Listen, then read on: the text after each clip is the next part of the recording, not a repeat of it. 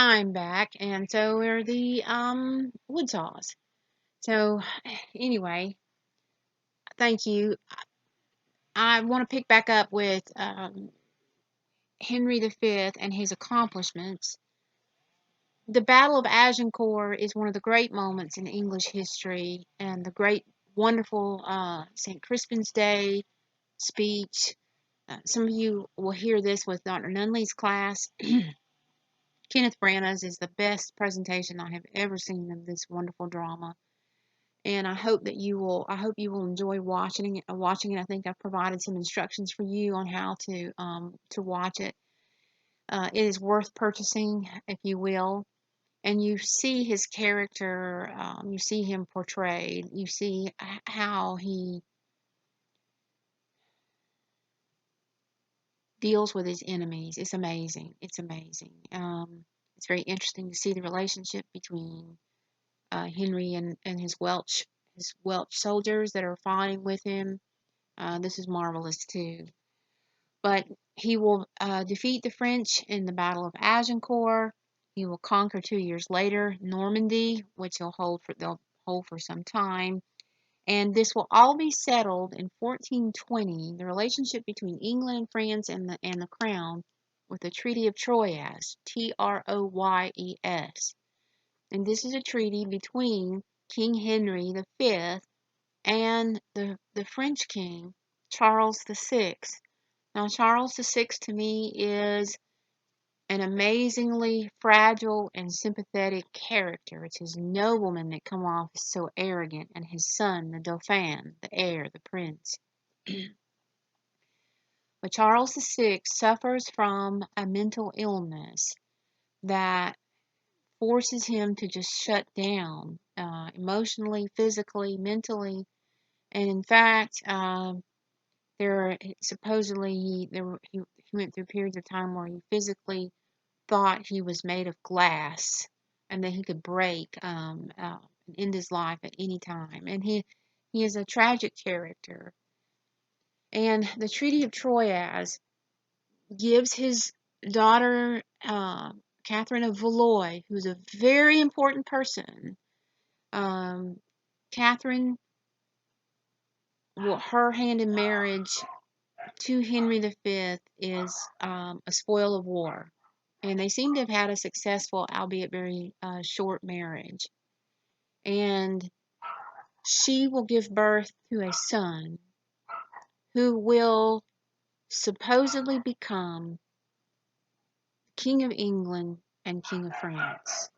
He'll be Henry VI of England and Henry of France.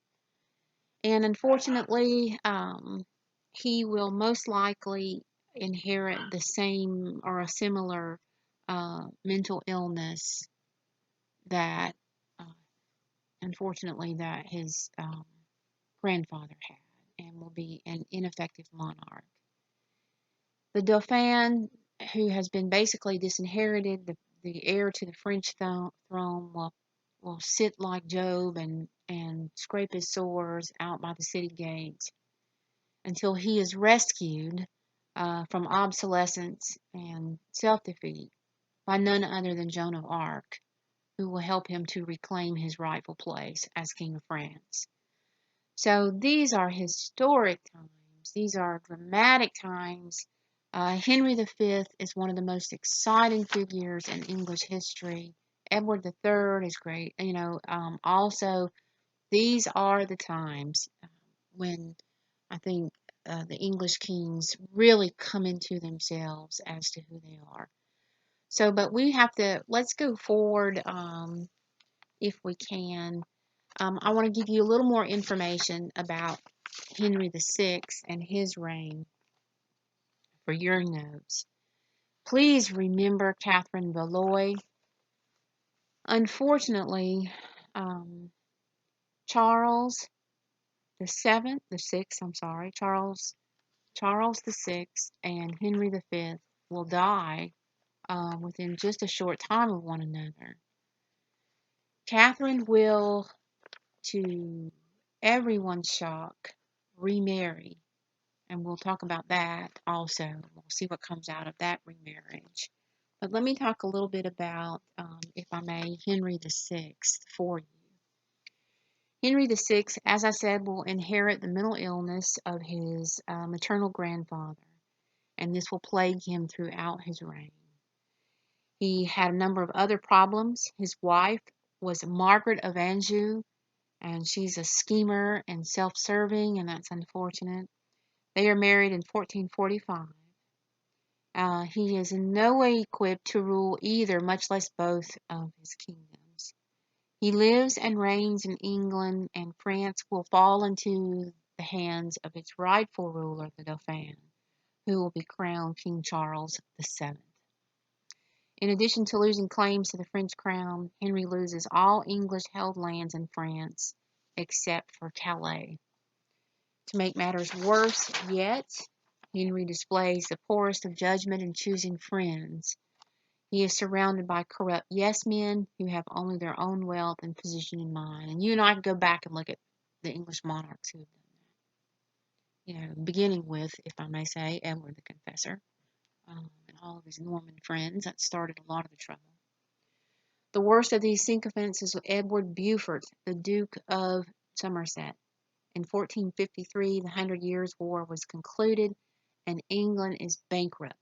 The Hundred Years' War, class, is nothing but an ongoing war. They stop fighting now and then because of the plague. Oh, gotta take a break so we can go die at home. It is a jump ball for the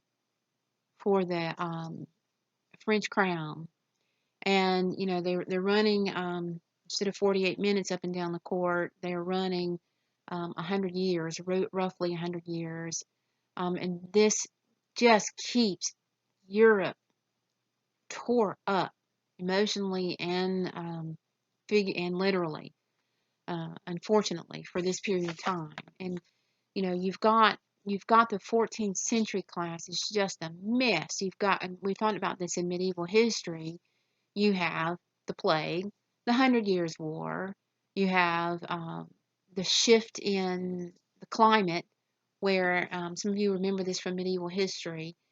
You have a shift in the climate. Instead of global warming, you have global cooling, where cold Arctic air moves further south, destroying what I call the viticulture, or a lot of the agricultural climate of much of Europe. Think about it this way, class. Imagine, in Florida, where you can grow strawberries and citrus and blueberries much of the year. Imagine all of a sudden having blizzards in Miami year after year after year. And that's really the shift in culture, or in the climate, rather. So you've got the 14th century, the 1300s, as this terrible time where you have plague, you have famine because of the plague, you have famine because of this climactic shift, you have an ongoing protracted war between France and England, and there are other terrible things that are going on. The rise of that ugly term I gave you all, bastard feudalism. You've got this going on, and it's a terrible time. The four horsemen of the apocalypse were said to be there, and everyone thought that the end of history had arrived. Church is in terrible shape. The church in Rome is in terrible shape. This is the era of not only the Avignon papacy, but an attempt to reclaim the papacy in Rome, and the Great Schism is terrible. So, when the 1400s come along, there might be some hope. Things aren't looking great, but at least by 1453, you have the end of this unending playoff season war between France and England for the crown, at least for now. So let's go ahead. Let's see if I can continue here. England's bankrupt. In the previous year, there had been another minor rebellion, more against the king's friends and the king himself. But England is suffering a financial crisis. Parliament is very reluctant to increase taxes for fear of further revolts. So Parliament now fears the people. King Henry VI deals with all this by retreating into a complete mental breakdown. And I'm so sorry about that. In 1453, the king's cousin, a bad guy, Richard Plantagenet, the Duke of York, steps in as Lord Protector. A Lord Protector is a term kind of like regent, where he has an awful lot of authority in absence of the king being able to rule himself. He's someone who's designed to assist the king in running the running the realm. Richard throws Somerset in jail, which is probably a good thing to do. The following year, Henry seems to recover. He reassumes his role as king and frees Somerset, bad move. Henry even declares Somerset to be head of the king's council. Richard, Duke of York, has had enough. He raises his own army to remove the evil Somerset from power. May 22nd, 1455, the First Battle of St. Albans. Somerset is killed, the king retreats once again into madness, and Richard resumes his role as Lord Protector. Notably, this battle represents the first in a series and struggles which collectively become known as the War of the Roses. We'll see more of that. The War of the Roses will ultimately be a contest for the English crown between two royal lines from the family of Edward III, the Lancasters and the Yorks. The title War of Roses come from the symbols used by each house. The House of Lancaster was represented by the red rose, and the House of York by the white rose. By about 1460, finally, Richard decides to claim the crown for himself, but he's killed in the Battle of Wakefield. His son Edward becomes the Duke of York. He believes he should move forward with his father's plan and seize the crown for himself. On March 29, 1461, the Yorks carry the day in the Battle of Tewton. It looks like Towton. The aristocracy and the people of London stand behind Edward as their king. Henry is deposed and thrown in the Tower of London. Edward, the Duke of York, is now Edward IV, King of England. Edward was tall, imposing, and kingly in his behavior. He desperately wanted to restore stability to the monarchy. He married Elizabeth Woodville, a beautiful widow with children from her first marriage. Together, he and Elizabeth had many children, at least 9, but unfortunately, Edward was a bit of a womanizer and had a number of illegitimate children from these relationships. His marriage to Elizabeth was controversial in and of itself. Many had wanted him to marry a member of the French royalty to get back in that controversy again, and others felt that Elizabeth was in a class beneath his own. In 1469, the Earl of Warwick, Richard Neville, a powerful and ambitious member of the aristocracy, led a rebellion against the king. Edward is imprisoned for a short period of time, and unbelievably, Henry VI is restored to the throne. Why do that? Edward will soon recover his position, arrest his enemies, and eliminate those who would cause him further trouble, including poor Henry. Richard is killed in battle, as is the son of Margaret of Anjou and Henry VI, and Henry himself dies in the Tower. It would seem at last at this point that the Lancastrian line is finished. In 1483, King Edward IV dies at the age of 40, probably the result of poor health rather than murder or battle. He names in his will his oldest son, Edward, to be his successor. When the 12-year-old Edward learns of his father's death, he sets out for London for his coronation. He is kidnapped by his evil uncle Richard.